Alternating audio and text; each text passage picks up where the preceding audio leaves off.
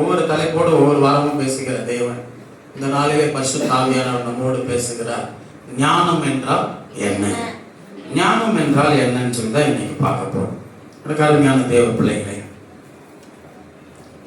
ஞானம் ஒரு மனிதனுக்கு எவ்வளவு முக்கியமானது.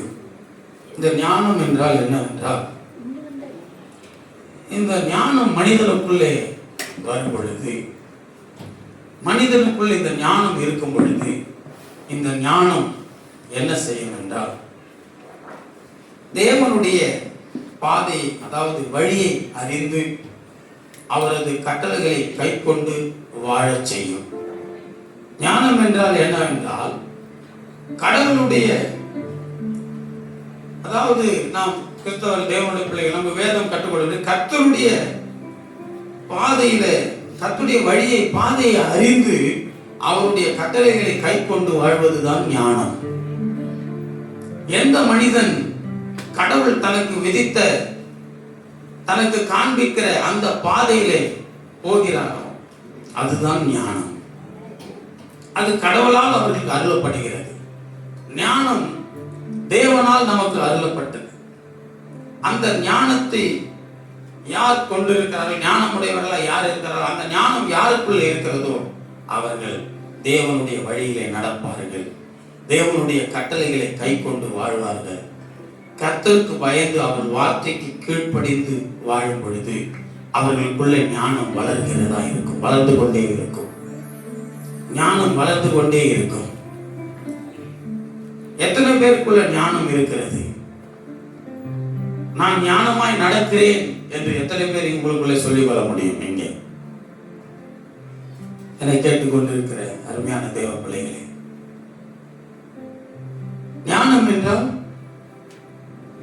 தேவனுடைய வழியை அறிந்து அவருடைய கட்டளை கை கொண்டு வாழ்வதும், கர்த்தருக்கு பயந்து அவரின் வார்த்தைக்கு கீழ்ப்படிந்து அதன் மூலம் நமக்கு அதிகமாய் கிடைக்கிறது தான் இந்த ஞானம். இந்த ஞானத்தை தேவனிடமிருந்து நாம் பெற்றுக்கொள்ளலாம். தேவனிடம் கேட்பதன் மூலமாகவும் இந்த ஞானம் நமக்கு கிடைக்கும். வேதத்தில் பார்க்கும் பொழுது ஒரு மனிதர் தேவனிடத்திலே ஞானத்தை கேட்டார். நன்றாக தெரியும் யார் என்று. பைபிள்ல ஞானத்தை கேட்டு யாருன்னா, ஆமா, அதெல்லாம் நம்மளுக்கு தெரியும். சாலமோன் ஞானத்தை கேட்டார், நமக்கு நல்லா தெரியும். ஆனா நாம கேட்க மாட்டோம். எப்படி?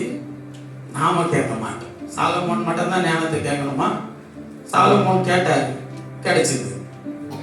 சாலமோன் கேட்டு பெற்றுக்கொண்டார் ஞானத்தை என்று தெரிந்து கொண்டிருக்கிற நாம் ஏன் அதை தேவனிடத்தில் கேட்க மாட்டேங்கிறோம்? ஏன் நாம் அதை தேவனிடத்தில் கேட்காமல் இருக்கிறோம்? யோசித்து பாருங்கள். தேவன் தருகிற ஞானமானது உன்னை நல்வழி நடத்துகிறதா இருக்கும். அநேக நன்மைகளை உன்னை காண செய்கிறதா இருக்கும். நீ நன்மையானவைகளை தேடி போவாய். அதுதான் தேவன் தருகிற ஞானம். தீமையானவைகளை தேட மாட்டாய். லௌகீக ஞானமும் இருக்கிறது இந்த பூமியிலே, அதாவது உலக ஞானம். உலகத்தில் இருக்கிற ஞானமும் லௌகீக ஞானம், பாவத்திற்குரிய ஞானம், பரிசுத்தமுள்ள ஞானமும் இருக்கிறது. பரிசுத்த ஞானம், ஞானத்தை நான் 2 விதமா ஆராய்ச்சி பண்ணியிருக்கிறேன் பைபிள்ல. அதுதான் பரிசுத்த ஆவியானவர் எனக்கு கற்றுக் கொடுத்திருக்கிறார். அவர் தான் இப்பொழுது நம்மோடு கூட விளம்பி கொண்டிருக்கிறார், பேசி கொண்டிருக்கிறார். அப்போ ஞானத்தை சாலமோன் கேட்டார், பெற்றுக்கொண்டார். அந்த ஞானம் எப்படியா இருந்தது தெரியுமா? அவருக்குள்ள ஆச்சரியமாய் இருந்தது. மனுஷருக்கு முன்பாக அந்த ஞானம் எப்படியா இருந்தது? ஆச்சரியமாய், பிரமிக்கத்தக்கதாய். எல்லாரும் அந்த ஞானத்தை கண்டு, சாலமோனுக்கு இருக்கிற ஞானத்தை கண்டு வியப்படைந்தார்களாம். பல நாட்டு ராஜாக்களும் மந்திரிமார்களும் வியந்து போனார்களாம். எப்பேற்பட்ட ஞானம்!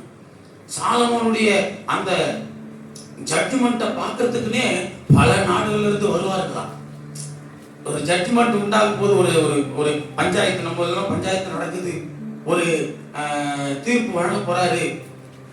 சாலமோன் ராஜா கிட்ட ஒரு பிரச்சனை போயிருக்கு, அந்த பிரச்சனைக்கு ஒரு தீர்ப்பு கொடுக்க போறாருன்னா எல்லாரும் கூடி வந்துருவாங்களாம். அவளா? ஏன்னா அவர் கொடுக்கிற தீர்ப்பு, அவருக்குள்ள இருந்து அன்றைக்கு வெளிப்படுகிற ஞானம் வியப்படைய வைக்கிறது, ஆச்சரியமா இருக்கிறது, அது நன்மையா இருக்கிறது. சாலமோன் அந்த ஞானத்தை பெற்றுக்கொண்டு ஞானமாய் வாழ்ந்தார். கடவுள் இறங்கி வர கர்த்தர் சாலமோனோட பேசுற, சாலமோனே, உன்னை உன் தகப்பன் ஸ்தானத்தில் இதோ இந்த சமஸ்த இஸ்ரவேலுக்கும் ராஜாவாக்கி விட்டேன். நீ என்னுடைய ஜனங்களுக்கு ராஜாவாய் இருக்கிறாய். உனக்கு என்ன வேண்டும் கேள் என்றார் கர்த்தர். ராஜாவிடத்துல உனக்கு என்ன வேணும் கேள் என்றார். கர்த்தர் உங்க குடும்பத்துல உங்க முன்னாடி இறங்கி உங்களுக்கு என்னன்னு கேட்டா நீங்க என்ன கேட்பீங்க? சாலமோனை பார்த்து கேட்கிற, ராஜாவாகிட்ட உடனே சாலமோனுக்கு ஆண்டவர் பேசுற, சாலமோனோட கர்த்தர் இறங்கி சாலமோனே, உனக்கு என்ன வேண்டும் கேள். சாலமோன் கேட்கிறார், ஆண்டவரே, எனக்கு என்னப்பா வேணும்? இந்த ஜனத்தை ஆளும்படி ராஜாவா நிறுத்திட்டீங்க. இந்த ஜனத்தை ஆளுவதற்கு எனக்கு ஞானத்தை கொடு. இந்த ராஜ்யத்தை ஆளுவதற்கு, இந்த ஜனங்களை வழிநடத்துவதற்கு எனக்கு ஞானம் வேண்டும். எவ்வளவு தெளிவா கேட்டாரு பாருங்க. இன்னைக்கு ஒவ்வொரு குடும்ப தலைவனும் குடும்ப தலைவி தேவனுடைய பிள்ளைகளால் நாம், ஆண்டவரே, இந்த பூமியில நான் எப்படி வாழ வேண்டும், உங்களுடைய ஞானத்தை எனக்கு தாரும். அவர் ஞானம் வந்துடும். அவர் ஞானம் உள்ள வந்துருச்சுன்னா அந்த ஞானம் உன்னை எப்படி நடத்த தெரியுமா? நீ நடக்க வேண்டிய வழியை உனக்கு அது காண்பிக்கும். உண்மையே கண்ணை வைத்து உனக்கு ஆலோசனை கொடுக்கும் அந்த ஞானம். சரி, அந்த ஞானத்தை தேவனிடத்திலே சாலமோன் கேட்டு பெற்றுக்கொண்டார். இப்போ இந்த ஞானத்தை கேட்காமலே தேவன் நமக்கு கொடுத்துட்டாரு. கேட்காத நமக்கும் ஞானத்தை கொடுக்கிறார்.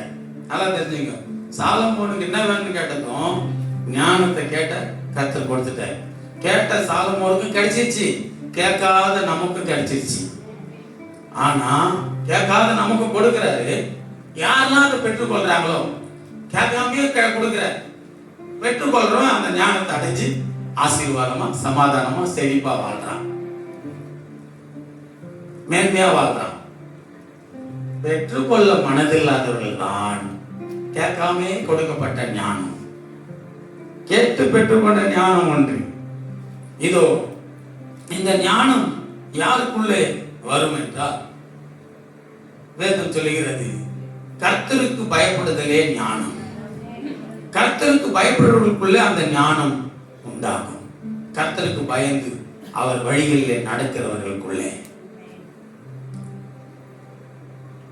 யோபு 28:28 இப்படியாக ஒரு வசனம் சொல்லுகிறது, முதலில் ஞானத்தை நமக்கு கற்றுக் கொடுத்தவர்.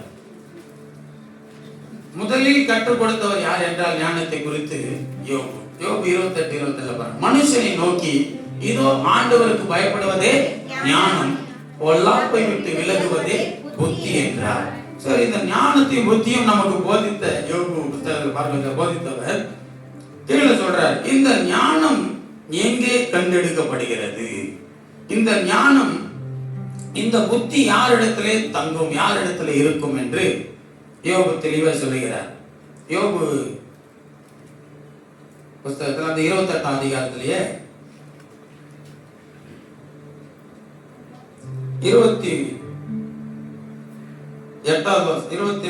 12ஆம் வசனம் பாருங்க. 12ஆம் வசனம், ஆனாலும் ஞானம் கண்டெடுக்கப்படுவது எங்கே? புத்தி விளைகிற இடம் எங்கே? எது? அடுத்து 20ஆம் வசனம் வாசிங்களா. இப்படி இருக்க ஞானம் எங்கிருந்து வரும்? புத்தி தங்கும் இடம் எங்கே? நல்லா கவனிங்க, 2 கேள்வி எழுப்புற. ஞானம் எங்கிருந்து வரும்? புத்தி இருக்கும் இடம் எது? இப்ப சொல்றாரு, ஞானம் எங்கிருந்து வரும்? புத்தி தங்கும் இடம் எங்கே? ஞானம் கண்டெடுக்கப்படுகிற இடம் எங்கே? ஃபர்ஸ்ட் ஞானம் கண்டெடுக்கப்பட இடம், புத்தி இருக்கிற இடம் எங்க தெரியுமா? கர்த்தருக்கு பயப்படுறவர்களுக்குள்ள ஞானம் இருக்கும்.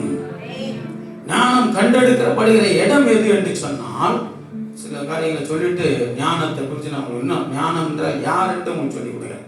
கவனிங்க, இந்த ஞானம் எங்கே கண்டெடுக்கப்படும் என்றால், பைபிள்ல பழைய ஏற்பாட்டுல 2 ராஜாக்கள் புஸ்தகம், ஞானம் கடவுளிடம் இருக்கிறது. கடவுளிடமிருந்து அது பூமிக்கு வந்து விட்டது. பழைய ஏற்பாட்டு காலத்திலே ஞானம் கண்டெடுக்கிற இடத்தை பாருங்கள். ஆவியானவர் வெளிப்படுத்துகிறார். 2 ராஜாக்கள் 22ஆம் அதிகாரம் 8வது வசனத்தை வாசி. 2 ராஜாக்கள் 22ஆம் அதிகாரம் 8வது. அப்பொழுது பிரதான ஆசாரியனாகிய நல்ல கவனிங்க, இல்கியா சம்பிரதாய சாப்பானை நோக்கி, நான் கர்த்தரின் ஆலயத்திலே நியாயப்பிரமாண புத்தகத்தை கண்டுபிடித்தேன் என்று சொல்லி, கர்த்தருடைய ஆலயத்திலே நியாயப்பிரமாண புத்தகத்தை கண்டுபிடித்தேன் என்று சொல்லி அந்த புத்தகத்தை சாப்பானிடத்தில் கொடுத்தான். அவன் அதை வாசித்தான். நல்ல கவனிங்க, பழைய ஏற்பாட்டு காலத்திலே இஸ்ரவேல் ராஜாக்கள் நாட்களிலே யோசியா எனப்பட்ட ஒரு ராஜா வாழ்ந்த காலத்தில் அநேக ராஜாக்கள் கர்த்தருடைய பார்வைக்கு பொல்லாப்பானதை செய்தார்கள். சில ராஜாக்கள் கர்த்தருடைய பார்வைக்கு செம்மையாய் நடந்தார்கள். கர்த்தருடைய பிள்ளைகளை செம்மையான வழியில் நடத்தினார்கள். அநேக ராஜாக்கள் காலத்திலே பல போராட்டங்கள், பிரச்சனைக்குள்ள இருந்தார்கள். பல அந்நிய நாடுகளால சிறைப்பிடிக்கப்பட்டிருந்தார்கள், அடிமைத்தனப்படுத்தப்பட்டிருந்தார்கள். இப்படிப்பட்ட சூழ்நிலை எல்லாம் கர்த்தருடைய பிள்ளைகள் நெருக்கப்பட்டிருந்தார்கள், ஒடுக்கப்பட்டிருந்தார்கள். ஏன் கர்த்தருடைய பிள்ளைகள் நெருக்கப்பட்டார்கள், ஒடுக்கப்பட்டார்கள்? ஏன் கர்த்தருடைய பிள்ளைகளுக்கு பலவிதமான போராட்டங்கள், சிறையிருப்பு எல்லாத்தையும் பார்க்கிற இந்த யோசியா ராஜா வாழ்ந்த காலத்துல, இந்த யோசியா ராஜா என்ன பண்றாருன்னா, அவர் ராஜாவான உடனே ஆலயத்தை பழுது பார்க்கலாம், கர்த்தருடைய ஆலயத்தை சுத்திகரிக்கலாம் சொல்லிட்டு உள்ள வர. ஆலயம் சுத்திகரிக்கப்படணும் ஃபர்ஸ்ட். நல்லா காமிங்க. இப்படி ஆலயத்தை சுத்திகரிக்கும் பொழுது, ஆலயத்தை பழுது பார்க்கும் பொழுது அந்த ஆலயத்துல என்ன கண்டுபிடிக்கிறாங்க? என்ன கண்டுபிடிக்கிறாங்க? நியாயப்பிரமாண புத்தகம். இதுதான் பரிசுத்த வேதாகமம். இன்னைக்கு நம்ம கையில இருக்கிற பரிசுத்த வேதாகமம் தான் அன்றைக்கு நியாயப்பிரமாண புஸ்தகமா, அது தேவனால தம்முடைய ஜனங்களுக்கு வழங்கப்பட்ட சட்ட புஸ்தகமா இருந்துச்சு. இந்த நியாயப்பிரமாண புத்தகத்தை யோசியா அந்த ஆசாரியனாகிய இல்கியாவும் சம்பிரதாய சாப்பானும் அவர்கள் கண்டுபிடிக்கிறார்கள். அதை கண்டெடுத்து அதை கொண்டு போய் ராஜாவுக்கு முன்பாக தெரிவித்து அந்த புஸ்தகத்தை இப்போ வாசிக்க ஆரம்பிக்கிறாங்க. வாசிச்ச உடனே என்ன நடக்குதுன்னா, நல்லா கவனிங்க, புஸ்தகம் வாசிக்கப்படுகிறது. 11ஆம் வசனம் வாசிங்க. ராஜா நியாயப்பிரமாண புஸ்தகத்தின் வார்த்தைகளை கேட்ட பொழுது தன் வஸ்திரங்களை கிழித்துக் கொண்டு, ராஜா என்ன செய்றாரு? கவனிக்கிறீங்களா? பைபிள் வசனம் தானே பாக்குறீங்க, கவனிங்க. ராஜா என்ன செய்றாரு? இப்போ இந்த புஸ்தகம் வாசிக்கப்பட்டுருச்சு, நியாயப்பிரமாண புஸ்தகம் வாசிக்கப்பட்ட உடனே ராஜாக்கு என்ன நடக்குது பாருங்க. ராஜா என்ன செய்றாரு பாருங்க. தன் வஸ்திரத்தை கிழித்து கொண்டு மேல ஆசாரியனாகிய இல்கியாவுக்கும் சாப்பானின் குமாரனாகிய அகிகாவுக்கும் மிகாயாவின் குமாரனாகிய அக்போருக்கும் சம்பிரதியாகிய சாப்பானுக்கும் ராஜாவின் ஊழியக்காரனாகிய அசாயாவுக்கும் ராஜா கட்டளையிட்டது என்னன்னா, நல்லா கவனிங்க. அவர் சொல்றாரு, கண்டெடுக்கப்பட்ட இந்த புத்தகத்தின் வார்த்தைகள் நிமித்தம் நீங்கள் போய் எனக்காகவும் ஜனத்திற்காகவும் கர்த்தரிடத்தில் விசாரியுங்கள். நமக்காக எழுதியிருக்கிற எல்லாவற்றின் படியையும்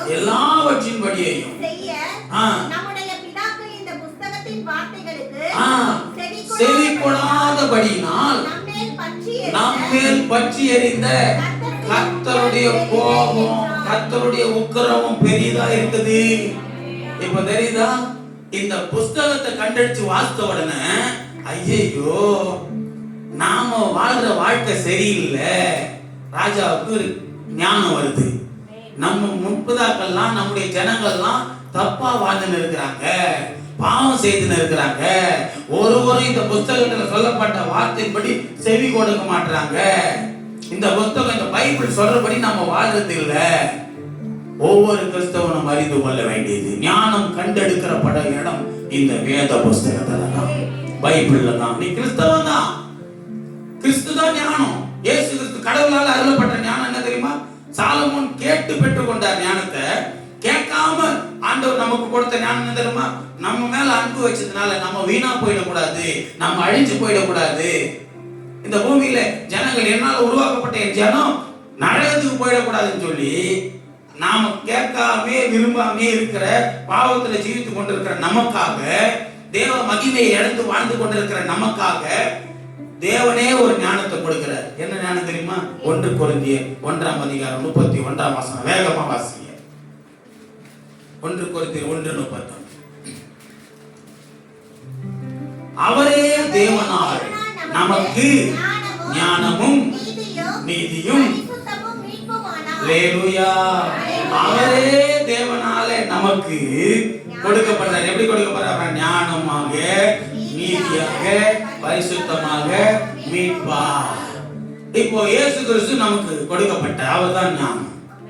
பூமியில பிதாவாகிய தேவன் நம்மால் அன்பு கூர்ந்து என்ன பண்றாரு? ஞானத்தை பூமிக்கு அனுப்புறாரு. போ, நீ போய் எல்லாருக்குள்ளேயும் போ, எல்லாரையும் பார்த்து நான் தான் வந்திருக்கிறேன், என்னை ஏற்றுக்கொள்ளுங்க, நான் ஞானம் வந்திருக்கிறேன். இயேசு தான் அந்த ஞானம். இயேசு பூமிக்கு வந்தாரா? வந்து உபதேசிக்கிறாரா? உபதேசத்தை கேட்டு அவரை ஏற்றுக்கொள்ளவங்களுக்குள்ளெல்லாம் ஞானம் வந்துடுச்சு. இப்ப அந்த உபதேசம் ஃபுல்லா பைபிளா நம்ம கையில இருக்குது. இப்ப யாருக்குள்ளெல்லாம் இயேசு வரணும்னு நினைக்கிறீங்களோ நீங்க இந்த உபதேசத்தை கை கொண்டு நடந்தா இப்போ ஞானம் இங்கதான் இருக்குது. ஒருவன் என்னிலும் என் வார்த்தை அவனுக்குள் நிலைத்திருந்தால். இப்போ வார்த்தைப்படி யார் இந்த வேத வசனத்தை அறிகிறாங்களோ சத்தியத்தை அறிவீர்கள், சத்தியம் உங்களை. சத்தியத்தை அறியாதனால தான் என் விடுதலை இல்லாம வாழ்றோம். சில பேர் சத்தியத்தை அறிந்தே எல்லாம் தெரிஞ்சும் தங்க வாழ்க்கையை வீணாக்கி கொள்றாங்க. சத்தியம் தெரியுது, பைபிள் வசனம் தெரியும், இது தப்பு, இது மாதிரி நம்ம வாழக்கூடாது, இது ஆண்டவருக்கு பிரியமில்லாத வாழ்க்கை, இது நம்ம வாழ்றதுனால நமக்கு ஆசீர்வாதம் வராது, சமாதானம் வராது, ஆசீர்வாதம் நமக்கு நிம்மதி இருக்காது அப்படின்னு தெரியும். தெரிஞ்சும் ஒவ்வொரு கிறிஸ்தவனும் சத்தியத்தை அறிந்தவர்கள் இப்படி சத்தியத்துக்கு மாறாய் ஓடிக்கொண்டிருக்கிறார். காரணம் மனுஷனுக்காக, ஆதாயத்திற்காக. எங்க போனாலும் சத்தியத்தை தான் சொல்லுவேன் நான். நீங்க என்ன நினைச்சாலும் பரவாயில்ல, ராஜன் பார்க்கக்கூடிய பிரசங்கம் இப்படிதான் இருக்கும். ஏன்னா நீங்க எங்க போனோம்? இங்கேயே வாழ்ந்துட்டு இந்த சர்ச்சிலே இருந்து இப்படியே மணிக்கு போற வாழ்க்கை இல்லை. உங்க ஆத்துமா எங்க போனோம்? பரலோகம் போகணும். நீங்கள் நானும் பரலோகம் போனோம்னா இந்த சத்திய வசனத்தை அறிஞ்சு கொள்ளணும். இப்ப இயேசு கிறிஸ்து நமக்கு ஞானமாய் பூமியில் அருளப்பட்டார். அந்த ஞானத்தை ஏற்றுக்கொண்டவர்கள் அவருக்குள்ளாய் ஞானமாய் வாழ்கிறார்கள். ஏற்றுக்கொள்ளாதவர்கள் ஞானம் இல்லாமல் வாழ்கிறார்கள். அவ்வளவுதான் வித்தியாசம். ஏற்றுக்கொண்ட நீங்கள் இப்ப எப்படி ஆயிட்டீங்க? ஞானம் உள்ளவர்கள் ஆயிட்டீங்க. என்ன தம்பி, புரியுதா பிரான்சிஸ்? என்னப்பா கரெக்டா நான் சொல்றது? என்ன ஸ்டீபன் ஐயா, இன்னொரு ஸ்டீபன் ஐயா.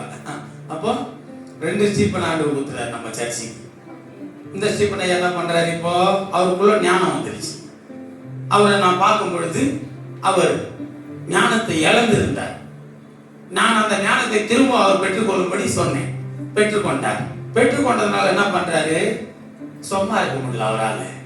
அந்த ஞானத்தை, அவர் கொடுத்த ஞானத்தை அவர் பல பேருக்கு கொடுத்துருக்கிறார். எங்க பார்த்தாலும் டாக்ஸ் கொடுத்துருக்கிறார் மனுஷன். டாக்ஸ் காலி ஆயிடுச்சுன்னு வேற போன் வேற இது வேற. நான் எங்க இருக்கிறேன்? ஆனால் அவர் வாஞ்சி பாருங்க, பாஸ்டர் டாக்ஸ் காலி ஆயிடுச்சு, கொஞ்சம் டாக்ஸ் கிடைக்குமா? நான் இல்லைன்னா கூட நீங்க வந்து எடுத்துக்க பிரதர். சர்ச்சில் வீட்டில் இருப்பாங்க, சகோதரி பாஸ்டர்மா இருப்பாங்க, கேட்டு வாங்கிக்கங்க அவர் மூலமா.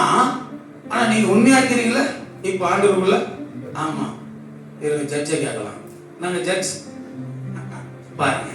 அப்போ ஆண்டவருக்குள்ள வரும் பொழுது தேவன் உனக்கு ஞானத்தை கொடுக்கிறார். அந்த ஞானம் கண்டெடுக்கிற இடம் எது? பரிசுத்த வேதாகமம். இப்போ இந்த ராஜாக்கு வந்துருவோம். நல்ல சம்பவம், சூப்பரா கவனிங்களா. இந்த சம்பவம் அழகா இருக்கு. இந்த ராஜா இந்த புஸ்தகத்தை வாசித்த உடனே அவருக்கு என்ன வந்து என்ன செய்யறாரு தெரியுமா? வஸ்திரத்தை கிழிச்சிட்டாரு. ராஜாவுடைய ட்ரெஸ் எல்லாம் எப்படி இருக்கும்? நம்ம ஒரு சாதாரண ஒரு 500 ரூபாய் சட்டை எடுத்து போட்டிருந்தாலே 500 ரூபாய்க்கு புடவை வாங்கி கட்டினாலும் அதையும் பார்த்து பார்த்து வச்சுப்போம். ராஜா போட்டுக்கிற வஸ்திரம் எப்படி இருக்கும்? ராஜ வஸ்திரம். வேத புஸ்தகம் வாசிக்கப்பட்ட பிற்பாடு, நியாயப்பிரமாண புஸ்தகம் வாசிக்க காது கேட்க வாசித்தாங்க. வாசித்த உடனே இந்த ராஜா தான் வஸ்திரத்தை கிழிச்சு கொண்டார். கிழித்துக்கிட்டு வேதனையோடு அழறார். நான் நேற்று நீங்க ஸ்டேட்டஸ்லாம் பார்த்துருந்ததில்ல, நேற்று நான் சில வசனங்கள் எடுத்து போட்டு என் சகோதரர்களுக்கு சில பேருக்கெல்லாம் அனுப்பிச்சு விட்டேன். என்னன்னா, எனக்கு ரொம்ப பாரமா இருக்குது இருந்தேன். நேற்றுல இருந்து ரொம்ப பாரமா இருந்தேன். என்ன பாரம்னா, அந்த வசனம் என்ன தொட்டு அந்த வசனத்தை தான் போட்டேன். எனக்கு என்ன பாரம் தெரியுமா? தாவீது சொன்ன மாதிரி தான் 119 சங்கீதத்துல ஒரு வசனத்தை நான் போட்டேன். மனுஷர் உம்முடைய வேதத்தை காத்து நடவாதபடியெல்லாம் என் கண்களில் இருந்து நீர் தாரை ஓடுகிறது.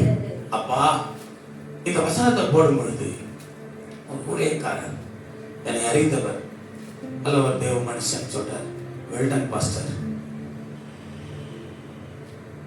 நான் அதை பெருமையாக நினைக்கிறேன். அவர் என்னை குறிச்சு, அவருக்கு ஒரு பாரம், பரவாயில்ல பாஸ்டர் இப்படி சொல்றாரு. என்னன்னா, மனுஷர் வேதத்தை காத்து நடவாதபடியினால், கர்த்தருடைய பிள்ளைகள், ரட்சிக்கப்பட்ட பிள்ளைகள் பரிசுத்த வேதாகமத்தை காத்து நடக்காதனால எனக்கு ரொம்ப பாரமாகுது. வேற ஒன்றும் பாரம் கிடையாது. நீ என்னை பார்க்கல, என்னை விசாரிக்கல, என்னை கொடுக்கல, என்னை போஷிக்கல, எனக்கு பாரமே கிடையாது. என்னை அழைச்சவர் போஷிக்கிறார், என்னை அழைத்தவர் கொடுக்கிறார். எனக்கு ஒரே ஒரு பாரம் என்னன்னா, நீங்கள் வேதத்தை காத்து நடவாமல் தேவன் உனக்கு தந்த ஞானத்தை இழந்து போக கூடாது. இழந்து போயிட்டு இருக்கிறாய், அதனாலதான் பாரம், அதனாலதான் பாரம். அப்போ ஞானத்தை தேவன் வைத்திருக்கிற இடம் இந்த வேத புஸ்தகத்தில், சத்தியம் வேதத்திலே. யார் இந்த வேத புஸ்தகத்தை அறிந்து கொள்கிறானோ, வாசிக்கிறார்களோ, இதை தெரிந்து கொள்கிறார்கள், அவர்களுக்குள்ள ஞானம் வந்துடும். அவர்தான் இயேசு. அந்த ஞானம் தான் இயேசு. அல்லேலூயா. இப்போ இந்த ராஜா வஸ்திரத்தை கிழிச்சிட்டு என்னெல்லாம் செய்யறாரு தெரியுமா? வேகமா சொல்லி படிக்கிற கவனிங்க. அவர் சொல்றாரு, எங்க எல்லாரையும் கூட்டு, நம்முடைய பிதாக்கள் எல்லாம் கர்த்தருடைய வார்த்தையை மீறி நடக்கிறாங்க, செவி கூடாம போயிட்டாங்க. அதனால அவர்கள் மேல கர்த்தருடைய கோபம் அதிகமா இருக்குது, உக்கிரம், கர்த்தருடைய உக்கிரம் அதிகமா இருக்குது. கை கொள்ளல. இப்ப நாம கை கொள்ள வைப்போம். வா, எல்லாரையும் கூட்டாளி வாங்கயா. நமக்கு ஏன் இந்த நெருக்கம் தெரியுமா? எதற்காக இந்த நெருக்கம்? எதற்காக இந்த ஒடுக்கம்? எதற்காக இந்த அடிமைத்தனம்? எதற்காக இன்னொரு நாட்டு ராஜா நம்மளை ஆளுறான்? கர்த்தருடைய பிள்ளைகளை நாம் எதுக்கு அடிமைத்தனமா இருக்கிறோம்? எதற்காக நாம் இன்னும் ஆண்டவருடைய ஆசீர்வாதத்தை பெறாமல் இருக்கிறோம்? ஏன் கர்த்தருடைய இரக்கம் நம்ம மேல இல்ல? ஏன் கர்த்தருடைய கோபம் நம்ம மேல இருக்கு? எல்லாத்தையும் சொல்றான். இந்த மாதிரி நியாயப்பிரமாண புஸ்தகத்தை நம்ம கை கொள்ளாதனாலதான், பைபிள் வசனப்படி நம்ம வாழாதனாலதான். உடனே சொன்னார், ஜனத்தெல்லாம் கூட்டுறாரு. அதுல பாத்தீங்கன்னா 11ஆம் வசனத்துல பாத்தீங்கன்னா 13ஆம் வசனத்துல, கண்டெடுக்கப்பட்ட இந்த புஸ்தகத்தின் நீங்கள் போய் எனக்காகவும் ஜனத்திற்காகவும் யூதா வம்சத்திற்காகவும் கர்த்தரிடத்தில் விசாரியுங்கள். பாருங்க, கர்த்தரிடத்தில் விசாரியுங்கள் சொல்லிட்டு அதுக்கப்புறம் என்ன செய்யறாருன்னா, சொல்ற பாருங்க, அதுல 23ஆம் அதிகாரத்துல பாத்தீங்கன்னா 2வது வசனத்துல ஜனங்கள் எல்லாம் ஒன்று சேர்க்கிறார். ராஜா அவனோட இருந்த ராஜாவும் அவனோட யூதாவின் மனுஷர் யாவரும், எருசலேமின் குடிகள் அனைவரும், ஆசாரியர்கள், தீர்க்கதரிசிகள், சிறியோர் துவங்கி பெரியோர் மட்டும் போனார்கள். கர்த்தருடைய ஆலயத்திலே கண்டெடுக்கப்பட்ட உடன்படிக்கை புத்தக வார்த்தைகள் எல்லாம் அவர்கள் காதில் கேட்க வாசித்தான். எல்லாரும் கேட்கணும். நான் வாசிக்க கேட்ட இந்த நியாயப்பிரமாண புத்தகத்தை, நான் வாசித்த இந்த சத்தியத்தை எல்லாரும் வாசிக்க கேட்கணும். எல்லாரும் கேட்கணும். அதெல்லாம் நம்ம செய்யறோம். நான் அறிந்த சத்தியத்தை என் ஜனங்களும் அறிந்து கொள்ளட்டும்.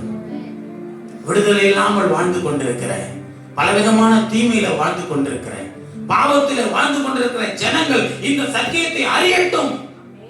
அப்பொழுது இந்த சத்தியம் அவர்களுக்குள்ளே கடந்து போனால் அவர்கள் தங்கள் பாவங்களை விட்டு விலகி கர்த்தருக்குள்ளே பரிசுத்தமாய் வாழ்வார்கள். இப்போ ஜனங்கள் எல்லாம் வாசித்த உடனே 3வது வசனத்துல பாருங்க, அப்பொழுது ராஜா தூணருகே நின்று கர்த்தரை பின்பற்றி நடக்கவும் அவருடைய கற்பனைகளையும் அவருடைய சாட்சிகளையும் அவருடைய கட்டளைகளையும் முழு இருதயத்தோடும் முழு ஆத்துமாவோடும் கைக்கொள்ளவும் அந்த புஸ்தகத்தில் எழுதியிருக்கிற அந்த உடன்படிக்கையின் வார்த்தைகளை நிறைவேற்றவும் கர்த்தருடைய சந்நிதியில் உடன்படிக்கை பண்ணினார். எல்லாருக்கும் சொல்றாரு, இதுதான் சத்தியம், இப்படிதான் நாம நடக்கணும். நீ கிறிஸ்தவர்கள், தேவனுடைய பிள்ளை, ஊழியக்காரன், நீ இப்படிதான் வாழணும். சத்தியத்துல நட, உண்மையாயிரு, பரிசுத்தமாயிரு, சாட்சியாயிரு. கிறிஸ்தவனே, கர்த்தருடைய வேதத்தை கை கொண்டு நட, பாவத்தை விட்டு விலகு, எல்லாத்தையும் சொல்றாரு. உடனே சொல்ல உடன்படிக்கை பண்ணினான். எல்லாரும் ஒப்பு கொடுங்க. நான் சொன்ன பாருங்க உங்களை வர்ஷிப் நேரத்துல எல்லாம் ஆண்டவரே இனி வருகிற நாட்கள்ல ஞாயிற்றுக்கிழமை சபைக்கு தவறாம வருவேன், ஞாயிற்றுக்கிழமை நாள்ல என் வேலையை வச்சுக்க மாட்டேன், எந்த வேலையும் செய்ய மாட்டேன். அது மாதிரி இங்க பைபிள படித்தாரு அவரு. இப்ப ராஜாவுக்கு தெரிஞ்சிச்சு, ஐயோ நம்ம ஏன் ஆசீர்வாதம் இல்லாம இருக்கிறோம், நம்ம ஏன் சமாதானம் கெட்டு போயிருக்கிறோம், என்ன காரணம் பார்த்தா பாவம் நமக்குள்ள இருக்குது. பாவம் ஏன் நமக்குள்ள வந்துச்சுன்னா நாம சத்தியத்துல நடக்கல, சத்திய வசனத்தை இன்னும் அறியல, நல்ல நியாயப்பிரமாணத்தை இன்னும் நம்ம ஜனங்களுக்கு சொல்லி தரல. இப்போ வாஸ்த உடனே உடன்படிக்கை பண்ற எல்லாம் ஒப்பு கொடுக்கணும்னே அடுத்த வார்த்தை சொல்லுவாங்க, ஜனங்கள் எல்லாரும் உடன்படிக்கைக்கு என்னப்பட்டார்கள். இங்க எத்தனை பேர் உட்படுறீங்க? ஞானம் உன்னை தேடி வந்திருக்கிறது. ஞானம் என்றால் என்ன? கர்த்தருக்கு பயப்படுவதும் கர்த்தருடைய வழியை அறிந்து அவருடைய கட்டளைகளின் வழியிலே நடப்பதும் தான் ஞானம். அந்த ஞானத்தை தேவனிடத்திலிருந்து நாம் பெற்றுக்கொள்ளலாம். தேவன் அதை தருகிறார். கேட்ட சாலமோனுக்கும் கொடுத்தார், கேட்காத நமக்காகவும் ஞானம் இறங்கி வந்துருச்சு. அந்த ஞானம் தான் இயேசு கிறிஸ்து. அவரே தேவனால் நமக்குள்ள ஞானமாய் அருளப்பட்டிருக்கிறார். இப்ப தெரியுதா? இயேசு கிறிஸ்து உனக்குள்ள இருந்தா ஞானமா இருப்ப. நீ இயேசுவை வெளியே அமைச்சிட்டீங்கன்னா ஞானத்தை இழந்துடுவேன். புரியுதுங்களா? மாறிடணும், மாற்றத்தை உண்டாக்கிடணும். ஆமா, நம்ம மாறினா எல்லாமே மாறும். இப்போ ஞானம் பூமிக்கு வந்து விட்டது. அந்த ஞானம் இப்பொழுது நமக்கு அது இருக்கிற இடத்தையும் சொல்லிடுச்சு. நம்ம கையில பரிசுத்த வேதாகமா வந்துடுச்சு. இதுலதான் இயேசு கிறிஸ்து வெளிப்படுறார். இந்த வேத புஸ்தகத்தை யார் ஒருவர் வாசிக்கிறார்களோ அவர்கள் அந்த ஞானத்தை விளங்கிக் கொள்ள முடியும். இது பரத்தின் ஞானம். இதை சாதாரண மனிதன் விளங்கிக் கொள்ள முடியாது. பரத்தின் ஞானத்தை இந்த உலக மனிதர்கள் பைத்தியமாய் என்று பார்க்கிறார்கள். தேவ ஞானமானது உலகத்திலே பைத்தியமாய் பண்ணுகிறது. ஆனால் இந்த பரத்தின் ஞானம் யாருக்குள்ளெல்லாம் இருக்கிறதோ அவர்கள் வாழ்க்கை பிரகாசம் உள்ளதாக இருக்கும். ஞானம் வந்து விட்டது. அந்த ஞானத்தின் நிமித்தமாய் ஜனங்கள் எல்லாரையும் ஒப்பு கொடுக்க சொன்ன உடனே ஒப்பு கொடுத்தாரு பாருங்க. ஒப்பு கொடுத்த உடனே என்ன நடக்குது தெரியுமா? எல்லாரும் உடன்பட்டார்கள். அதுக்கு உடன்பட்டு அவர் செய்தார் பாருங்க. 7வது வசனத்தெல்லாம் 23 கர்த்தரின் ஆலயத்திற்கு அருகே ஸ்திரீகள் தோப்பு விக்கிர கூடாரங்களையும் நெய்த இடத்தில் உள்ள இலட்சையான புணர்ச்சிக்காரன் வீடுகள் எல்லாம் இடித்து போனாங்க. தோப்பு விக்கிரங்கள் 6ஆம் வசனத்துல எல்லாம் பாவத்தெல்லாம் அறிக்கையிடுறாங்க. எல்லா ஜனங்களும் பாவத்தை அறிக்கையிட்டு தேவனுக்கு பிரியமில்லாத காரியத்தெல்லாம் தூக்கி எறிகிறாங்க. இதான் ஞானம். ஞானம் உனக்குள்ள வந்துருச்சுன்னா இயேசுதான் ஞானம். இயேசு உனக்குள்ள வந்துட்டாருன்னா உனக்குள்ள இருக்கிற தேவையில்லாத காரியங்கள் என்ன ஆயிடும்? வெளியே போயிடும். இயேசுவை நீ அறிஞ்சு கொண்டீனா, சத்தியத்தை அறிஞ்சிட்டீங்கன்னா, ஞானம் உனக்குள்ள வந்துருச்சுன்னா தேவனுக்கு பிரியமில்லாத செயல் எல்லாம் வெளியே போயிடும். ஞானம் வந்துருச்சுன்னு வச்சுங்க, ஐயோ சர்ச்சைக்கு போகாம இருக்கிறது தப்பு, ஞாயிற்றுக்கிழமை ஆராதனைக்கு போனாதான் நான் ஆசீர்வாதமா இருக்க முடியும், சமாதானமா இருக்க முடியும், இருக்கிற வேலையை எனக்கு காப்பாற்றிக்க முடியும். ஆமா, நான் யாருக்காகவும் அப்படிலாம் ஜெபிச்சதில்லை இது வரையும். ஒரு பாஸ்டர் பிரசங்கம் பண்ணார். ஒரு தம்பி வேலைக்காக ஜெபம் பண்ணாமா சர்ச்சில் வந்து. அந்த பாஸ்டர் கொஞ்சம் வேடிக்கையா பேசுவார் பிரசங்கெல்லாம் பண்ணும்பொழுது. ஐயா எனக்கு வேலை கிடைக்கணும் ஐயா, ஜெபம் பண்ணுங்க ஐயா. வேலை கிடைக்கணும் ஜெபம் பண்ணார் பாஸ்டர். வேலை கிடைச்சிருச்சு, வேலைக்கு போக ஆரம்பிச்சான். வேலை கிடைக்கணும் ஜெபம் பண்ண முன்னாடி வந்தெல்லாம் வேலை கிடைக்கணும்னு ஜெபம் பண்ணதுக்கு முன்னாடி வேலை இல்லாதவங்க சர்ச்சைக்கு கரெக்டா வந்துருந்தான். வேலை கிடைக்கணும்னு பாஸ்டர் ஜெபம் பண்ணாரு பாருங்க. வேலை கிடைச்சிச்சு, நல்ல வேலை கிடைச்சிச்சு. வேலைக்கு போனா வேலையிலே தான், சர்ச்சைக்கு வரல. இப்போ சர்ச்சில் ஆளுங்க பாஸ்டர் தேடுறாரு, என்னடா இது வேலை கட்டணும்னு கேட்டானே, வேலை கிடைச்சிச்சு ஆனா ஒரு வாரம் கூட சர்ச்சைக்கு வரலையே. என்னதான் பார்த்தா, ஐயா வேலைக்கு போனையா, வேலையில லீவே கிடைக்கலையா, லீவே தர மாட்டாங்க, என்ன செய்யறது தெரியலையா, நானும் எவ்வளவு ட்ரை பண்றேன் முடியலையா, அதனால சர்ச்சைக்கு வர முடியல, தப்பா நினைச்சுக்காதீங்க. அப்படியா? பாஸ்டர் பார்த்தாரு. அந்த பாஸ்டர் ஜெபம் பண்ணார், ஆண்டவரே இந்த வேலையை கொடுத்தீங்களே அதை திருப்பி எடுத்துருங்க ஆண்டவரே, இந்த வேலை வேணாம். ஏன்னா அந்த வேலை கொடுத்தீங்க, அந்த வேலையால சர்ச்சைக்கு வர மாட்டாங்க, அந்த வேலையை எடுத்துருங்க. பாஸ்டர் உருக்கமா ஜெபம் பண்ணாரு பாருங்க. அவ்வளவுதான், திடீர்னு அவளை எப்படி கூப்பிடுற, தம்பிக்கோ என்ன நீ இது மாதிரி பண்ணிட்ட, இதெல்லாம் உங்க மேல ஒரு கம்ப்ளைண்ட், நீ இது மாதிரி வேலைக்கு வேணா, வெளியே போ, செத்திட்டான். அவ்வளவுதான், ஓடி வந்தான். சர்ச்சைக்கு மறாது வாரம் கலங்கி அழுது நிற்கிறான். பாஸ்டர் என்னப்பா என்ன கலக்கத்தோட நிக்கிற? பரவாயில்ல, சர்ச்சைக்கு வந்துட்டு லீவ் கொடுத்துட்டாங்களா? லீவுலாம் கொடுக்கல பாஸ்டர், வேலையை விட்டே தேத்திட்டானுங்க பாஸ்டர். என்னன்னு தெரியல. அப்படியா? சந்தோஷமா இருக்குப்பா. இப்பதான் கேட்கும் போது நான் தாண்டா ஜெபம் பண்ண உனக்காக. அந்த மாதிரி ஜெபம் நான் இன்னும் பண்ணல. ஆனா பண்ணா கேட்டுருவாரு என் அப்பா. நான் பண்ண மாட்டேன். நீ நல்லா இருக்கு. ஆனா சர்ச்சைக்கு வந்துரு, ஜெபம் பண்ணணும்னு வச்சுக்கணும். கண்ணீர் விட்டு அழுது, ஆண்டவரே சர்ச்சை கூட முக்கியம் இல்லை, சர்ச்சை கூட வேணாம்னு சொல்லிட்டு வேலைக்கு ஓடுறாரு. அந்த வேலைக்கு ஒரு சின்ன ஒலையை வச்சிருங்க. நான் வைக்க மாட்டேன். ஒலை வச்சேன்னா கஷ்டமாயிடும். நான் ஒலை வைக்கிறவன் இல்லை. ஆமா, ஒலை வச்சு உனக்கு சோறாக்கி போறாங்க. அதனால நீங்க ஆண்டவரை இனி வருகிற நாட்கள்ல தேடுங்க. கர்த்தருக்கு முதலிடம் கொடுங்க. ஜனங்கள்லாம் ஒப்பு கொடுக்குது, உணர்வு அடைஞ்சி, ஐயோ இனிமேல் நான் பாவம் செய்ய மாட்டேன், இனி தப்பு பண்ண மாட்டேன், இனி கர்த்தருடைய ஆலயத்துக்கு போவேன், நியாயப்பிரமாண புஸ்தகத்தை கை கொண்டு நடப்பேன், அதுல சொல்லப்பட்டபடி வாழ்வேன்னு சொல்லி எல்லாத்தையும் இலட்சையான காரியம், விபச்சார காரியத்தெல்லாம் தூக்கி எறிகிறாங்க. அங்க அந்த இடத்துல பாருங்க, சொல்ற 7ஆம் வசனத்துல தான் சொன்னேன். லட்சையான புரட்சிக்காரன் வீடுகளை எடுத்து போட்டாங்க. கர்த்தல ஜனங்களை பலவிதமான பாவத்துல நடத்தும்படி விபச்சாரக்காரர்கள் அவர்கள் வீடெல்லாம் இடிச்சு அவங்களை தடுத்துறான். ஓ வெளியே ஜனங்களை கர்த்தருக்குள்ள விடப்படாதபடி பாவ செயல நீ யோசனை பண்ணி பாருங்களேன். நம்ம வாழ்க்கையில எவ்வளவு ஆசீர்வாதத்தை நன்மையை கொடுத்திருக்காரு ஆண்டவர். அந்த நன்மையெல்லாம் நம்ம இழந்து போலாமா? நம்ம கிட்ட இருக்கிற நம்ம பாவங்களுக்கு பாருங்க, அந்த சிலுவை காட்சியை நினைச்சு பாருங்க.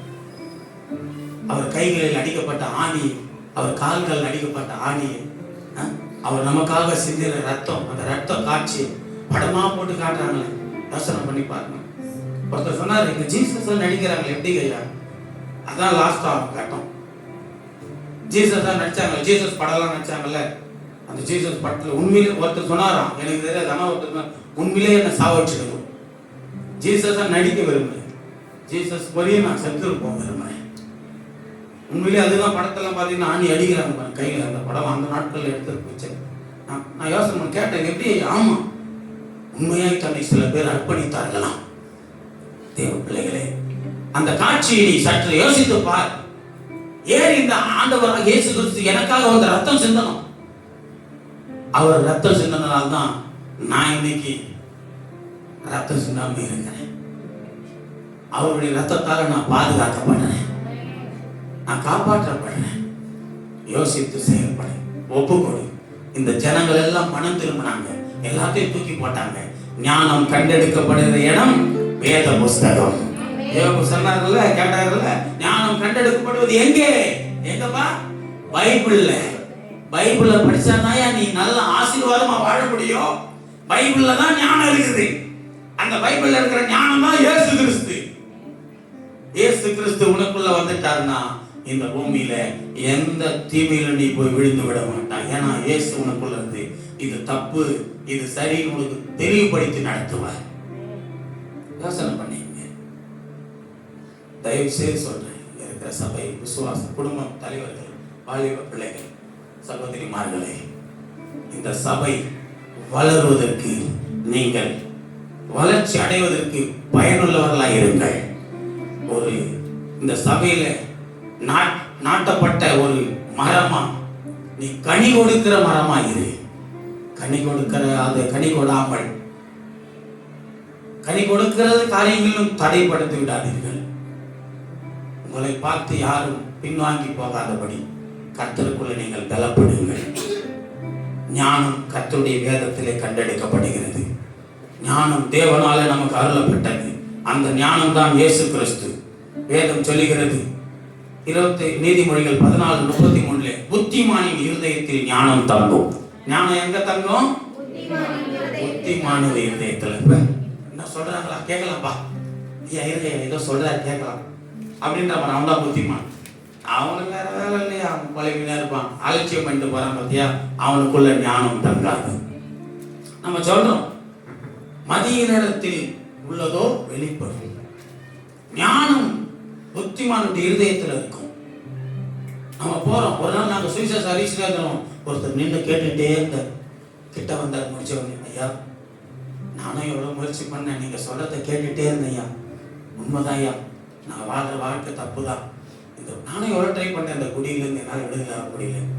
பேர் சொல்லுங்க பிரதர், நம்பர் சொல்லுங்க, நான் உங்களுக்காக ஜெபம் பண்றேன். அவனுக்குள்ள உணர்வு வருது. ஞானம் புத்திமானுடைய இருதயத்துல தங்கும். புத்திமானா இருக்கும். நமக்கு ஒருத்தவங்க நல்லது சொல்றாங்கன்னா, நன்மையான வழியை காண்பிக்கிறாங்கன்னா அதை ஏற்றுக்கொள்ளணும், அதை பற்றி கொள்ளணும். அதை விட்டுட்டு அது வேற, அவங்க அப்படி வேற வேலை இல்லை, அலட்சியமா போறான் பாருங்க, அவனுக்குள்ள அந்த ஞானம் தங்காது. ஏற்றுக்கொள்வதற்குள்ள ஞானம் இருக்கும். வேற என்ன? மூடனுக்கு ஞானம் எட்டாத உயரமா இருக்குமா?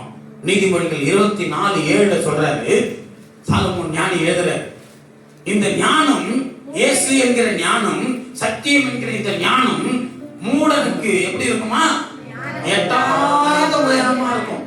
மூடன் இவன் வரமாட்டான், கிட்டே வரமாட்டான், முட்டாள். யோசிக்கிறான், இவங்க ஏன் வந்து இப்படி கத்துறாங்க ரோட்ல நின்னுங்கன்னு? இவங்களுக்கு வேற வேலை இல்லையா? ஆமா, எங்களுக்கு வேற வேலை இல்லை. உன்னை ரட்சிக்கிறது, உன்னை நல்ல வழி நடத்தான் எங்க வேலையே. நீ போய் அழிஞ்சிட்டு இருக்கிறிய, தீமையில விழுந்து கொண்டு இருக்கிறிய, குடி போத வத்தில் இருந்து அவமானம் அசிங்கப்பட்டு கொண்டு இருக்கிறிய, மனைவி பிள்ளைகளால நேசிக்கப்படாதவனா, உன் குடும்பத்துல சமாதான சந்தோஷத்தை இழந்து நிற்கிறிய, உன்னை மீட்டெடுக்கிறது தான் எங்க வேலையே. அதுக்காக தான் வரோம். 6 நாள் எங்களுக்கு வேலை இருக்குது. இந்த நாள் கர்த்தருடைய நாள், கர்த்தருடைய வேலையை செய்ய வைப்பாங்க. கர்த்தருடைய வேலையை செஞ்சு, இந்த கர்த்தருடைய வேலை உன்னை நல்லவனா மாற்றுறது தான். அப்போ மூடனுக்கு தான் அந்த ஞானம் எட்டாத உயரமா இருக்கும்.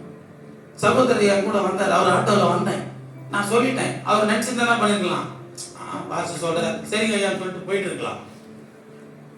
விட்டுட்டு போல அதை பற்றி கொண்டார். பற்றி கொண்டதுனால இன்னைக்கு உட்கார்ந்து இருக்கிறார்.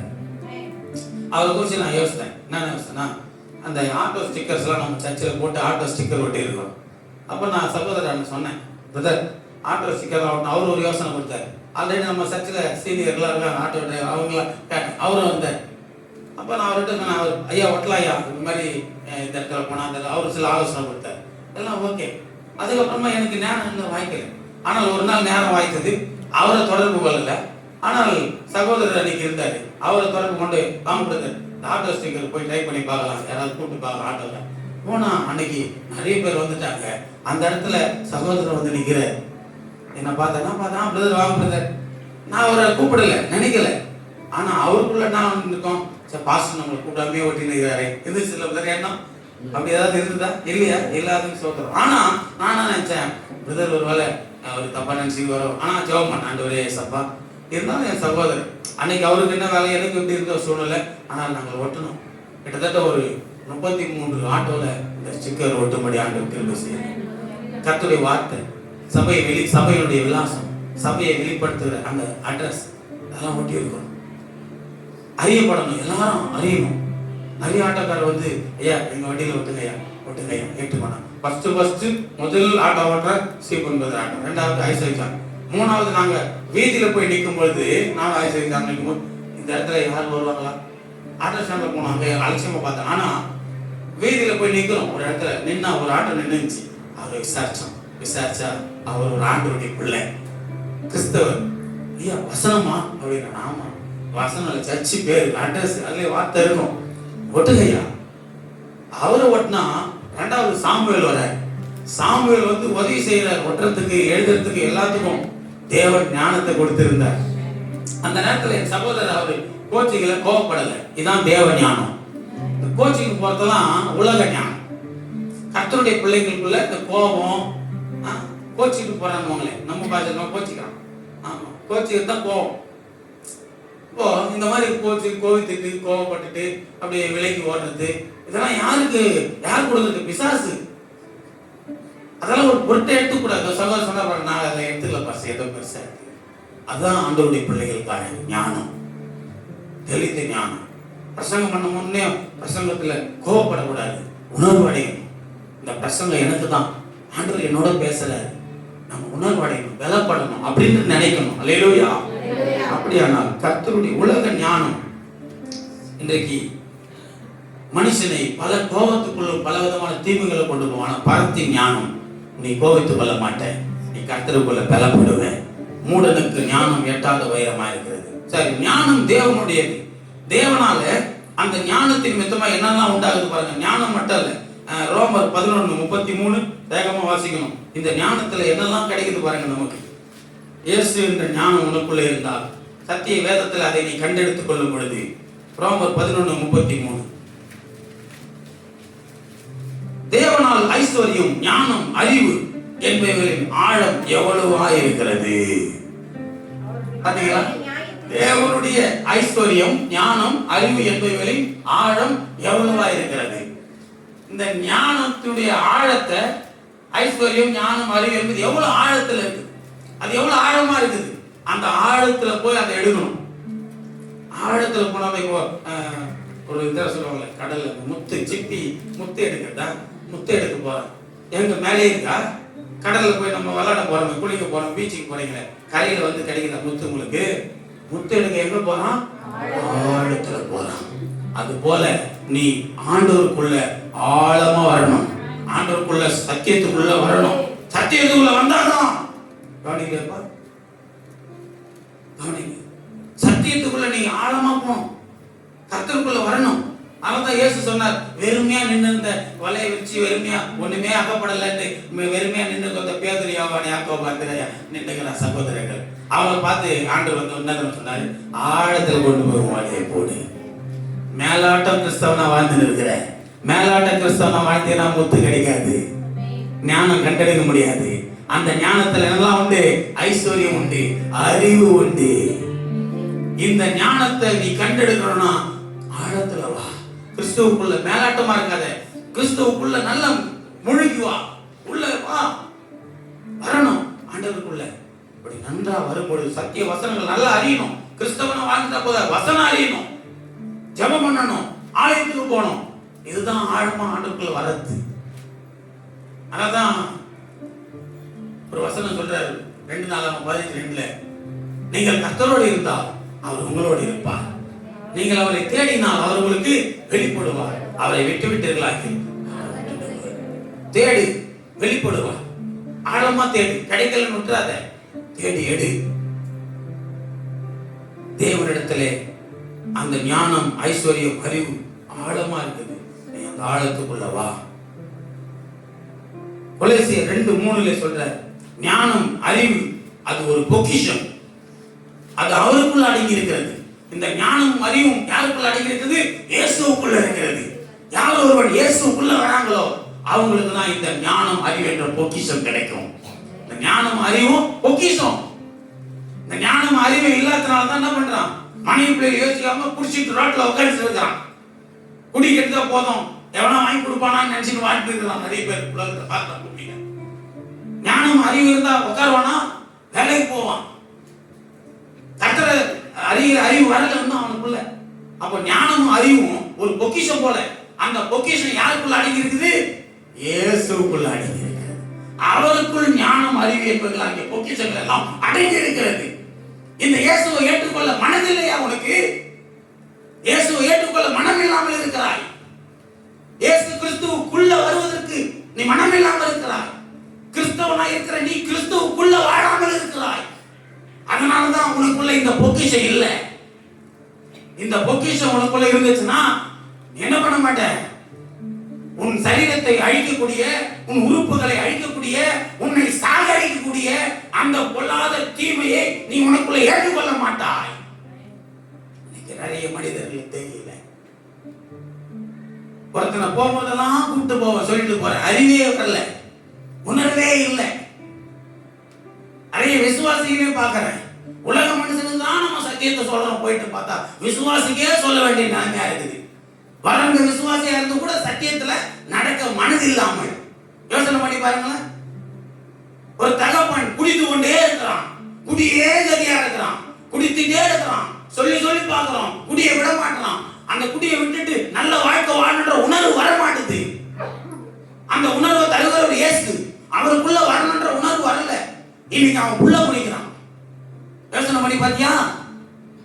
நினைத்து பார். தகப்பனாகிய நீ மனம் திரும்பினால் உன் பிள்ளை மனம் திரும்புவான். தகப்பன் ஸ்தானத்தில் நீ நின்னால் உன் பிள்ளை ஸ்தானத்தில் உன் பிள்ளை நிற்பான். இன்னைக்கு எத்தனை பெற்றோர்கள் தகப்பன்மார்கள் வேதனைப்படுறான். ஐயா, என் பையன் அடிச்சுட்டான் ஐயா. அப்படியா?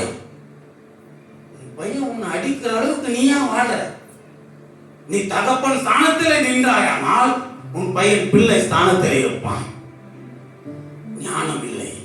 அந்த ஞானம், அறிவு, அது ஒரு பொக்கிஷம். அதுதான் இயேசு. அது அவருக்குள்ள இருக்கிறது. நீ அவருக்குள்ள வா. அழைக்கிறோமே, வருகிறாயா? ஒரு நாள் வரும். எப்போ வரும்? நீ கெட்டு நொந்து போய் உன் உறுப்பெல்லாம் அழுகி போய் நீ சாகிற நிலையில வந்து நிற்ப. அப்போ நான் ஜெபிச்சாலும் கேட்கப்படாது ஜெபம். நீ கூப்பிட்டாலாம் கேட்பார். அப்போ கூட உனக்கு அன்றைக்கு ஒரு இரக்கம் இருந்தால் நீ பிழைத்துக் கொள்வாய். இல்லைன்னா நீ சாகவே சாவாய். வசனம் தான் சொல்லுது. கடந்த நாட்கள் உபவாசம் கொடுத்த வாசம் எசேக்கியேல் புத்தகத்தில் எச்சரிப்பை நீ ஏற்றுக்கொள்வாயானால் நீ உன் ஜீவனை தப்பித்துக் கொள்ளலாம். எச்சரிப்பின் சத்தத்தை நீ கேட்பாயானால் உன் ஜீவனை தப்பித்துக் கொள்ளலாம். இதோ எச்சரிப்பின் சத்தம். ஞானம் உனக்காக இறங்கினது, பரத்திலிருந்து வந்தது. எத்தனாவது அதிகாரம்? 33ஆம் அதிகாரம் 5வது வசனத்திலே எச்சரிக்கையாய் இருக்கிறவனோ, யாரு? எச்சரிக்கையாய் இருக்கிறவனோ தன் ஜீவனை தப்புவித்துக் கொள்ளுகிறான். தப்புவித்துக் கொள்ளுவேன். யோசிச்சு பாரு. நீ கர்த்தருடைய பிள்ளை, ரத்தத்தால கழுவப்பட்ட பிள்ளை. மாதம் தூரம் வந்து அவருடைய திருப்பந்தியில, அந்த திருவிழத்தில் அவருடைய திராட்சை ரசத்தை, அவருடைய ரத்தத்துக்கு ஒப்பான திராட்சை ரசத்தை நீ குடிக்கிறாய். ஏன்? உன் ரத்தம் சுத்திகரிக்கப்படும்படியாய். ஆனால் நீ போய் இன்னொன்றை குடிக்கிறாய். அது என்ன செய்யும்? உன் உடல் உறுப்பை அழிக்கும். ஒரு இடத்துல சொன்னேன், தம்பி மனம் திரும்பியா, வாயா சர்ச்சைக்கு வா, ஏசுகிட்ட வா, உன் வாழ்க்கை மாறவன வர மனது இல்லை. அவன்கிட்ட ஒரு வசனத்தையும் சொன்னேன். ஏய், எங்க பைபிள்ல இப்படி ஒரு வசனம் சொல்லுதியா? நீ உன் பிள்ளைகளை காண்பாய்னு சொல்லுதியா? வாயா, ஆண்டவர் உன்னை ஜீவனை கொடு, உனக்கு நல்ல சுகம் கொடுப்பா, வேலை கொடுப்பா.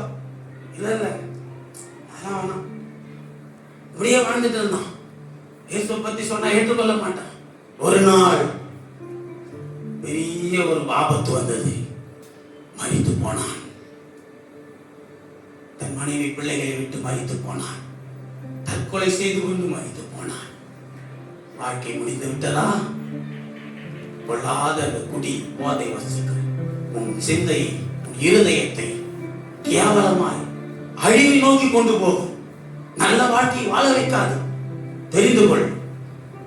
இன்றைக்கு அந்த 2 பிள்ளைகள் தகப்பனை இல்லாமல் நிற்கிறது. மனைவி கணவனை எழுந்து இளம் வயதில் விதவையாய் நிற்கிறார்கள். எத்தனை பேர் சொன்னிப்பா அவருடைய பிள்ளைகள் அவரால் பார்க்க முடிச்சதா? முடியல. அதுக்குள்ள அவர் போய் சேர்ந்துட்டார். ஞானத்தை ஏற்றுக்கொள்ள மனதில்லை. இயேசு என்ற ஞானத்தை ஏற்றுக்கொள்ள மனதில்லை. அறிவு என்ற பொக்கிஷத்தை பெற்றுக்கொள்ள மனதில்லை. ஆனால் நான் கொடுத்து கொண்டே இருப்பேன். பெற்றுக்கொள்ளுகிறவர்கள் பொக்கிஷத்தை பெற்றுக்கொண்டு சந்தோஷமாய் மகிழ்ச்சியாய் வாழ முடியும். கடைசியாக அது ஐஸ்வர்யம், ஞானம், அறிவு, அது ஆழத்தில் இருக்கிறது. அதை நீ உள்ள வரணும், ஆழம்.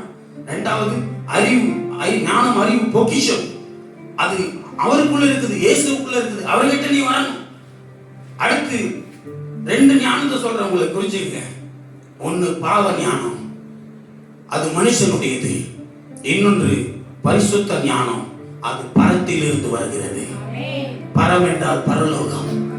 மனுஷ ஞானம், பாவத்தின் ஞானம், மனுஷ ஞானம். என்ன சொல்ல தெரியுமா? யாக்கோபு 3ஆம் அதிகாரம். வீட்டுல போய் இந்த யாக்கோபு 3ஆம் அதிகாரத்தை எல்லாரும் வாசிக்கிற. யாரெல்லாம் வாசிப்பீங்க? வாசிப்பேன்னு சொல்லுங்க. ஒரு உறுதி சொல்லுங்க. எனக்கு வாசிப்போம் பாஸ்டர். வாசிப்பீங்களா? நீங்க யாக்கோபு 3ஆம் அதிகாரத்தை வீட்டுல போயிட்டு எப்ப நேரம் கிடைக்குதோ நீங்க உட்கார்ந்து ஃப்ரீயா பொறுமையா வாசிச்சிட்டீங்கன்னா நிச்சயமா நீங்க அந்த பொக்கிஷமாகிய ஞானத்தை, அறிவும் பெற்றுக் கொள்வீங்க. அந்த ஐஸ்வர்யம், அறிவும், ஞானம் உள்ள இயேசு உங்களுக்குள்ள இருப்பார். இதுல முக்கியமா ஒரே ஒரு வசனம் வாசிக்கலாம். 3ஆம் அதிகாரம் 10ஆம் வசனத்தை வாசிங்க. துதித்தலும் சபித்தலும் ஒரே வாயிலிருந்து புறப்படுது. இப்படி இருக்க கூடாது. ஒரே வாயிலிருந்து துதித்தல் சபித்தல். பாருங்க நல்லா.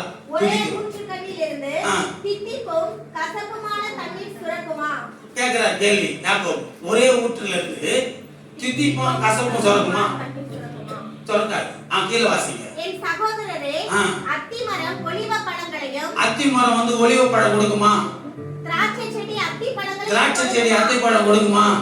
அப்படியே ஓர்பான நீரூற்று, ஓர்பான அதாவது உவப்பான தோர்பான தண்ணி, உப்பு தண்ணி, தித்திப்பான ஜலத்தை கொடுக்க மாட்டாது. எது எது கொடுக்குமோ அதை தான் கொடுக்கும். மாமரத்துல மாங்காய் தான் இருக்கும். மாமரத்துல கொய்யாக்காய் கேட்டா கிடைக்குமா? ஞானம் இல்லாது. அப்ப அத்திப்பழம் தான் கொடுக்கும். கிறிஸ்தவ நீ என்ன பண்ணும்? கிறிஸ்துவ கொடுக்கணும். கிறிஸ்துவின் இந்த கனியை நீ கொடுக்கணும். கீழே பாத்தீங்கன்னா அடுத்த வீட்டுல ஞானியும் ஞானத்திற்குரிய சாந்தத்தோடு தன் கிரியைகளை நல்ல நடக்கையினால காண்பிக்க கடவன். ஒவ்வொரு கிறிஸ்தவனும் அத்திமரம் எப்படி அத்திப்பழத்தை தான் கொடுக்குதோ அது போல கிறிஸ்தவன் நீ நல்லவனா நல்ல கனியை தான் கொடுக்கணும். அதான் ஞானம். 15ஆம் வசனம் வாசிங்க. பாவத்தின் ஞானத்துக்கு பேர் சொல்லுது பாருங்க. 15ஆம் வசனம். இப்படிப்பட்ட ஞானம் பரத்திலிருந்து வருகிற ஞானமா இராமல் லௌகீக சம்பந்தமானதும் உலகத்துக்கு சம்பந்தமானது, அடுத்து ஜென்ம சுபாவத்துக்குரியதும் பேய்த்தனத்துக்கு அடுத்ததுமா இருக்கிறது. எப்படிப்பட்ட ஞானம்? வாசிக்க கீழே. வைராக்கியம் விரோதம் எங்கே உண்டோ அங்கே கலகமோ. வைராக்கியம் விரோதம் கிறிஸ்தவரை பார்த்து சொல்றேன். நான் ஆண்டோடைய பிள்ளையா குடும்பத்துல உறவுகளாக தான் சொல்லுவேன். வைராக்கியம் விரோதம் கசப்பெல்லாம் வச்சுக்காங்க. இதுக்கு மேல வசனம் எல்லாம் அதுக்கு மேல வசனம் கொடுப்பான். 14ஆம் வசனம். இந்த பாவத்தின் ஞானத்தை குறிச்சு பாருங்க. உங்கள் இருதயத்திலே கசப்பான வைராக்கியத்தையும் விரோதத்தையும் வைத்தீர்களானால், கவனிக்கிறீங்களா? யாரெல்லாம் தூங்குறீங்க? அல்லேலூயா சொல்லுங்க. பரவாயில்ல. கவனிங்க. உங்கள் இருதயத்திலே கசப்பான வைராக்கியத்தை விரோதத்தையும் வச்சிருப்பீங்களானால் பெருமை பாராட்டாத. இதுக்கெல்லாம் பெருமை பாராட்டக்கூடாது. பொய் சொல்லாமல் இருங்கள். அடுத்த வசனம் தான் சொல்லுது இப்படிப்பட்ட ஞானம். இது எந்த ஞானம்? கசப்பு, வைராக்கியம், விரோதம், கோபம். இப்ப நீங்க யோசிப்பாங்க, உங்க சொந்தக்காரெல்லாம் நம்ம கவனிக்கு குடும்ப வரவங்க சொல்ல பாருங்க. இதுக்கு முன்னாடி நீங்க உங்க சொந்த சபைக்கு வரதுக்கு முன்னாடி, ஆண்டவர் ஏற்றுவதற்கு முன்னாடி, ஆண்டவருக்குள்ள வரதுக்கு முன்னாடி, ரட்சிக்கப்பட்ட கிறிஸ்தவர்கள் நீங்க ஆண்டவர் விட்டு வெளியே இருப்பாங்க. ஆண்டவருக்குள்ள நீ வாழ்றத உன் சொந்தம்லாம் பார்ப்பேன். எப்படி பார்க்க தெரியுமா? இதுக்கு முன்னாடி நீ கோபமா பார்த்திருப்ப, இப்ப அன்பா பார்ப்பேன். பக்கத்து வீட்டுல இருக்கிற உங்க அண்ணன், உன் தம்பி, உன் சொந்த பந்தம், உன்னுடைய மாமா, பெரிய பட்சத்தோட பங்காளி எல்லாம் பார்ப்போம். என்னையா முன்னாடிலாம் நம்ம போனாலே எரிஞ்சு விழுவாரு, கோவப்படுவாரு. ஆமா, எதுனாலும் கேட்டை மூடிப்பாங்க. ஆமா, கேட்டை மட்டும் மூடல. கேட்டு மூணுனாலும் பரவாயில்ல, துணியை போட்டு மூடுறான், இன்னொரு துணியை போடுவான் கேட்டனால, யார் கண்ணும் படக்கூடாதுன்னு. இப்படியா பட்டவன் திறந்து வச்சுக்கணும் வாவான்னு கூப்பிடுறான். என்ன காரணம்? அன்பு காட்டுறான், அரவணைக்கிறான், விட்டு கொடுக்கிறான். என்ன காரணம்? இயேசு உள்ள வந்துட்டாரியா. இயேசுக்குள்ள இவன் போயிட்டாயா. இயேசுக்குள்ள வந்தா மாற்றம் வந்துடுச்சு. இப்போ உன் அக்கா, உன் அண்ணன், தம்பி, சொந்த பந்தெல்லாம் யோசிப்பான். ரட்சிக்கப்படத்துக்கு ஏதுவான வழியை நீ உண்டாக்கிட்ட. கசப்பு, வைராக்கியம், விரோதம், பகையெல்லாம் தூக்கி போட்டேன். ஒரு மனமா இருந்து பாரு, அன்பா இருந்து பாரு. அந்த ஒரு மனம் தான் உன் வாழ்க்கையில நறுமணத்தை கொடுக்கும். ஒரு மனம் என்ன கொடுக்கும்? நீ ஒரு மனம் இல்லாம கசப்பும், வைராக்கியம், விரோதம் வச்சுன்னா நாத்து அடிக்கும். பார்த்துக்கோ, அது வேண்டாம். இதோ பாவத்தின் ஞானம் கசப்பு, விரோதத்தை உண்டாக்கி வச்சிருக்கோம். கர்த்தருக்கு விரோதமா உன்னை வழி நடக்க வைக்கும் பாவத்தின் ஞானம். ஆனா பரத்தின் ஞானம் என்ன தெரியுமா செய்யும்? 17ஆம் வசனம் கடைசியா வேகமா. பரத்திலிருந்து வருகிற ஞானமோ சுத்தமுள்ளதாயும் சமாதானமும் சாந்தமும் இணக்கம் உள்ளதா இருப்ப. இரக்கத்தாலும் நற்கனிகளாலும் நிறைந்ததாயும் பட்சபாதம் இல்லாதாயும் மாயமற்றதுமாயிருக்கும். அல்லேலூயா. கரங்களை கட்டி அப்பா மகிமைப்படுத்து. இதுதான் பரத்தின் ஞானம், பரலோகத்திலிருந்து வந்த ஞானம், இயேசு என்ற ஞானம். இயேசு உனக்குள்ள இருந்தா, இயேசு என்ற ஞானம் முதலாவது சுத்தமுள்ளதாயும் உன்னை சுத்தமா மாற்றிடும். அந்த ஞானம் இயேசு வந்துட்டா. நான் சாட்சியா என் ஊர்ல, என் உறவுகள் மத்தியில நான் சாட்சி. தெரியுமா? என் உற்றார் மத்தியில சாட்சி.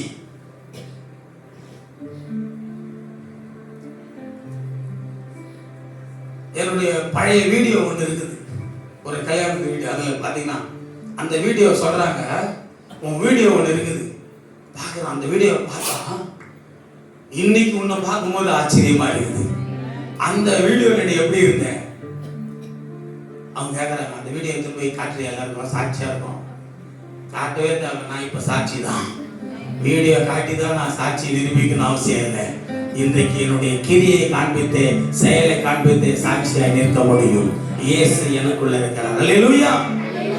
அருமையான தேவ பிள்ளையே, பரத்தின் ஞானம் உன்னை சுத்தமுள்ளதாய், சமாதானம், சாந்தமும், இணக்கமுள்ளதாய், இரக்கத்தாலும் நற்கனிகள். பரத்தின் ஞானம் உனக்குள்ள இருந்தா நல்ல கனி இருக்கும். அந்த நல்ல கனிகள் தான் இங்க. இந்த கனிகள்லாம் எந்த குடும்பத்தில் இருக்குதோ, இந்த ஆவியின் கனிகள் எந்த குடும்பத்தில் இருக்குதோ, அந்த குடும்பம் தான் இயேசு என்ற ஞானத்தை பெற்ற குடும்பம். இயேசு என்ற ஞானம் இல்லாத குடும்பத்தில் இந்த கனிகள் இருக்காது. ஆமா. எத்தனை பேர் இந்த நாள்ல ஞானத்தை நான் அடைய விரும்புகிறேன், இழந்த ஞானத்தை நான் பெற்றுக்கொள்ள விரும்புகிறேன். ஞானம் எனக்காக வந்தது. அந்த ஞானம் தான் இயேசு. அவரை நான் புறக்கணிக்க மாட்டேன். அல்லேலூயா.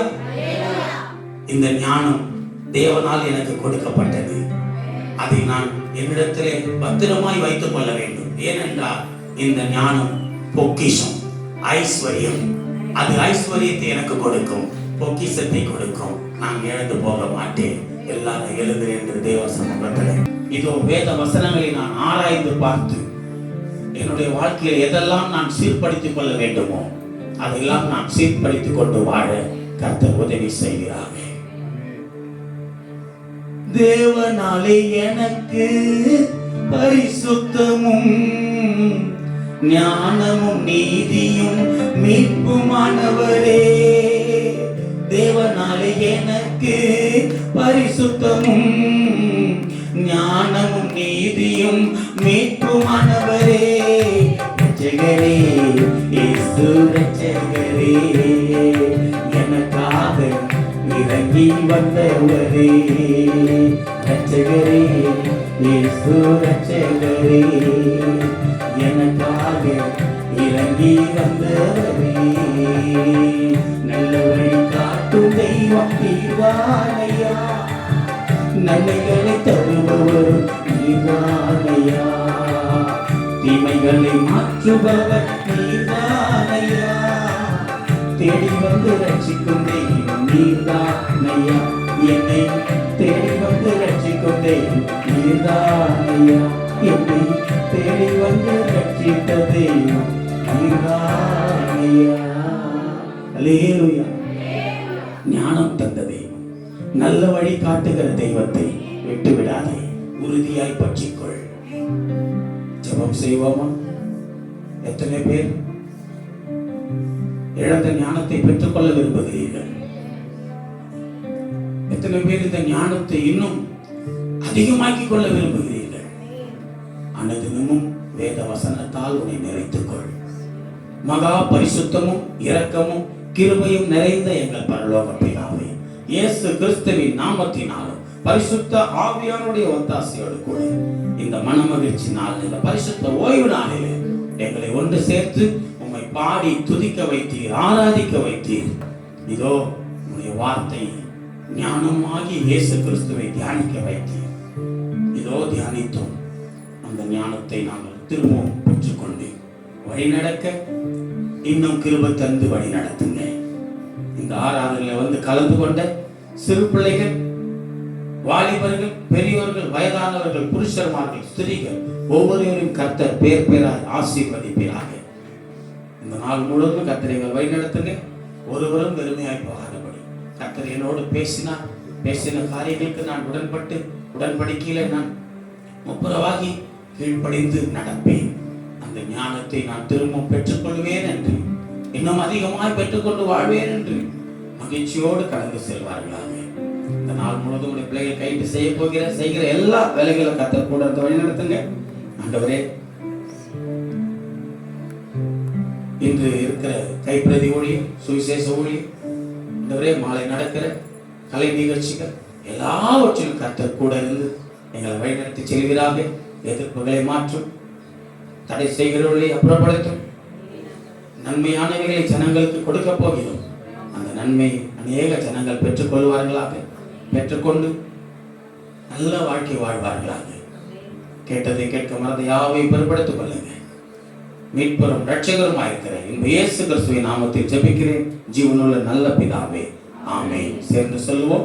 என் ஆத்துமாவே கர்த்தரை ஸ்தோத்திரி, என் உள்ளமே அவருடைய பரிசுத்த நாமத்தை ஸ்தோத்திரி. என் ஆத்துமாவே கர்த்தரை ஸ்தோத்திரி, அவர் செய்த சகல உபகாரங்களை மறவாதே. ஆமென். ஆசீர்வாதம் கர்த்தராகிய இயேசு கிறிஸ்துவின் கிருபையும் பிதாவாகிய தேவனுடைய அன்பும் பரிசுத்த ஆவியானுடைய ஐக்கியம் இன்றும் என்றும் சதா காலங்களிலும் நம் அனைவரோடும் விசேஷமாய் நம்முடைய ஊழியத்தோடும் அவர் வருகை மட்டும் இருந்து காப்பாராக. ஆமென்.